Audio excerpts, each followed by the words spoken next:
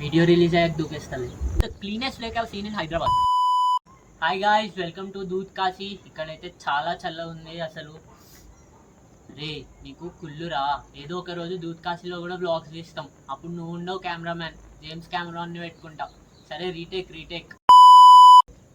Hi guys, welcome to Ameenpur lake. మీరు చూస్తున్నట్టయితే ఇది చాలా పెద్దగా ఉంది అండ్ చాలా బ్యూటిఫుల్గా ఉంది. మన హైదరాబాద్లో ఎవరైతే ఉన్నారో స్టూడెంట్స్, సాఫ్ట్వేర్ ఎంప్లాయీస్ అందరు డెఫినెట్గా విజిట్ చేయండి. విజిట్ చేస్తే మాత్రం మా ఇల్లు ఉంటుంది అక్కడ మధ్యలో. ముందేరా హైడ్రాలో పోయింది. సో అమీన్పూర్ లేక్ వచ్చేసరికి దీనికి ఒక యూనిక్ హిస్టరీ ఉంది గైస్. అసలు ఒకప్పుడు ఈ చెరువులో నీళ్ళే ఉండేవి కాదు. తర్వాత రైతులు, ప్రజలు అంతా కలిసి ఒక పెద్ద మహానుభావుడి దగ్గరికి వెళ్ళి ఆయనతో పూజ చేయించారు. అప్పుడు వర్షం పడ్డది. అప్పటి నుంచి ఇది మొత్తం వాటర్తో నిండిపోయింది guys. So guys, this is the cleanest lake I have seen in Hyderabad. అసలు మనం హైదరాబాద్లో ఉండి ఎక్కడెక్కడికో వెళ్ళాలనుకుంటాం.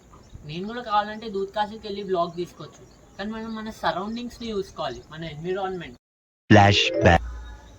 మమ్మీ ఒక 50,000 ఇవ్వచ్చు కదా మమ్మీ, దూద్ కాశీకి వెళ్ళి బ్లాగ్ తీసుకుంటావా? 50,000 దూద్ కాశీకి వెళ్ళి ఏం చేస్తావు? సూపర్ ఉంటది మమ్మీ అక్కడ వ్యూ, మస్తు మంది చూస్తారు.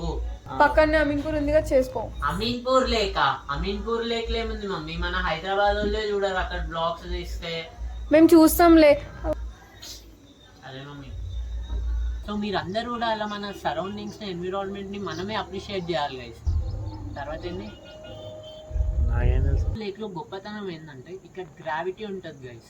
గ్రావిటీ చాలా ఎక్కువ ఉంటుంది. ఇప్పుడు చూడండి, ఇట్లా అన్ని కింద పడుతూ ఉంటాయి.